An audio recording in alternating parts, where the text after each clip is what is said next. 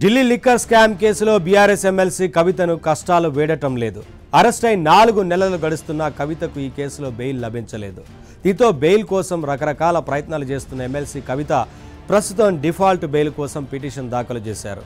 Delhi liquor scam కేసులో కవితకు న్యాయస్థానం జ్యుడిషియల్ కస్టడీని పొడిగిస్తూ వస్తోంది. మరోవైపు బెయిల్ పిటిషన్లను తిరస్కరిస్తోంది. తాత్కాలిక బెయిల్ కోసం కవిత తరపు న్యాయవాదులు చేసిన ప్రయత్నాలు ఫలించలేదు. తాజాగా డిఫాల్ట్ బెయిల్ కోసం కవిత న్యాయస్థానాన్ని ఆశ్రయించింది. నిర్ణీత వ్యవధిలోగా సిబిఐ దర్యాప్తు పూర్తి చేయలేకపోవడంతో తమ క్లయింట్కు బెయిల్ ఇవ్వాలని కవిత తరపున న్యాయవాదులు కోర్టులో పిటిషన్ వేశారు. వెంటనే డిఫాల్ట్ బెయిల్ ఇవ్వాలని న్యాయస్థానాన్ని కోరారు.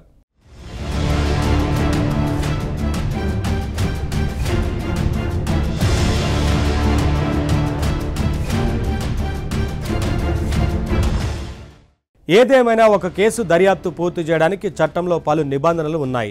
నిర్దేశించిన సమయంలో దర్యాప్తు పూర్తి చేయకపోతే జ్యుడిషియల్ కస్టడీలో ఉన్న నిందితులకు బెయిల్ పొందే హక్కు ఉంటుంది. క్రిమినల్ ప్రొసీజర్ కోడ్ సిఆర్పిసి నిందితులకు ఈ అవకాశాన్ని కల్పిస్తోంది.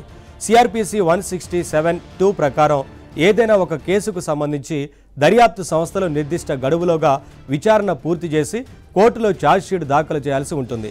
ఒకవేళ పోలీసులు సకాలంలో ఛార్జ్షీట్ దాఖలు చేయకపోతే కోర్టు నుంచి అనుమతి తీసుకోవాల్సి ఉంటుంది. అలా చేయని పక్షంలో నిందితులకు బెయిల్ పొందే అవకాశం ఉంటుంది. దీనిని డిఫాల్ట్ బెయిల్ అంటారు.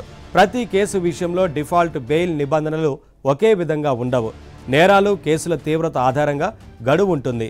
సాధారణంగా నిందితులను అరెస్టు చేసిన తర్వాత 24 గంటల్లో విచారణ పూర్తి చేయడం సాధ్యం కాదని భావిస్తే దర్యాప్తు సంస్థలు నిందితులను కోర్టులో ప్రవేశపెట్టి కస్టడీ కోరాల్సి ఉంటుంది.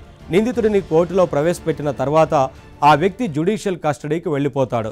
అప్పటి నుంచి నిందితుడిని విచారించాలంటే న్యాయస్థానం అనుమతి తీసుకోవాల్సి ఉంటుంది.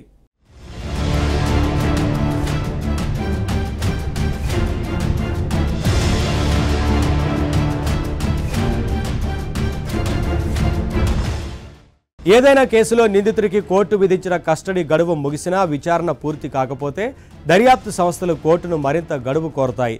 దీంతో న్యాయస్థానం కస్టడీని పొడిగిస్తూ ఉంటాయి. మరణశిక్ష, యావజ్జీవ కారాగార శిక్ష లేదా కనీసం 10 ఏళ్ల జైలు శిక్ష విధించే అవకాశం ఉన్న కేసుల్లో కస్టడీ గడువు గరిష్టంగా 90 రోజులు ఉంటుంది. మిగతా కేసుల విషయంలో గరిష్టంగా దర్యాప్తు సమయం 60 రోజులు ఉంటుంది.